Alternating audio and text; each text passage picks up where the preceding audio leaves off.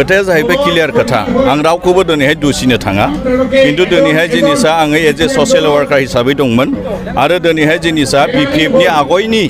जिखिनि सरकार मावनाय आरो दिनैनि जे सरकार मावनाय बेखौ आङो मोननैखौबो फारागथिखौ नायनानै दिनै जिनिसा जाथि गावनि जाथिखौ दैदेनलांनायजों लोगोसे आन जनगोष्ठीखौ बोरैहाय जिनिसा मोजां लामाजों दैदेनलांनो हायो उन्नयन खालामनो हायो बे नोजोरखौ बोनानै आङो दिनैहाय बिपिएफ दलाव आङो दिनैहाय जइन जादों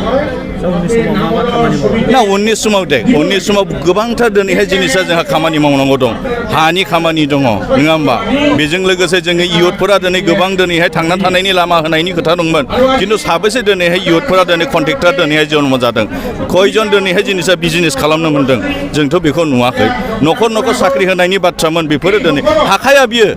बे जाखाया खिन्थु अब्लाबो किसुमान जोंनि बावनि इयुथफोरा जेखिनि मोननांगौमोन जिखिनि खामानि दामानि बिभिन्न खेथ्रआव जेखिनि थांनानै थानायनि राहा होनो नागिरदोंमोन बे दिनै फैलार जादों बेनिखायनो जिहेतु बै समनि सरकारा मेगनजों जिखिनि नुदों लामा सामा नों कलेज इउनिभार्सिटि मोनफ्रोमबोखौ बयबो जनगोष्ठी बयबो रायजोफोरा दिनै मिन्थिगौ आरो दिनै बेबायदिनो जोङो फैबाय थानायावबो बिपिएफ सरकारा आरो बिपिएफ सरकार जाखागोन पसिसाव खुनु बहाय जिनिसा दावत गैया 100% बिपिएफ सरकार फैगोन नोंथांमोनाबो मिडिया हिसाबै मिन्थिखागोन मोनफ्रोमबो गामियाव दिनै मोनफ्रोमबो जाथिनि खुगायाव दिनै बिपिएफखौ फिन सरकाराव लाबोनो थाखाय दिनै रेडि दिनैहाय आं मिथिनाय बादिबा 3700 अनलि जुमदार समष्टि आरो सराइबिलाव 400 होननानै आं खोनानो मोन्दों आरो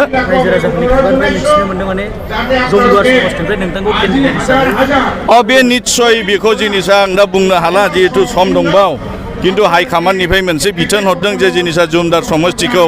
जे उइलाम नार्जारिनो दायथ' होबाय बेनो गासैखौबो नायगोन फैबाय थानाय समाव जुमदारनि जानानै बिथाङा खामानिफोरखौ मावलांगोन होननानै सेन्ट्रेल लेभेलनिफ्राय आंनो खोथा हरनाय जादों निस्सय आङो दिनैहाय राजि जादों गनायनानै लादों गोबांखिनि आङो बेखौ सिन्था खालामनाय एक्सेप्ट खालामदों बेनिखायनो दिनै बिपिएफआव आङो जइन जादों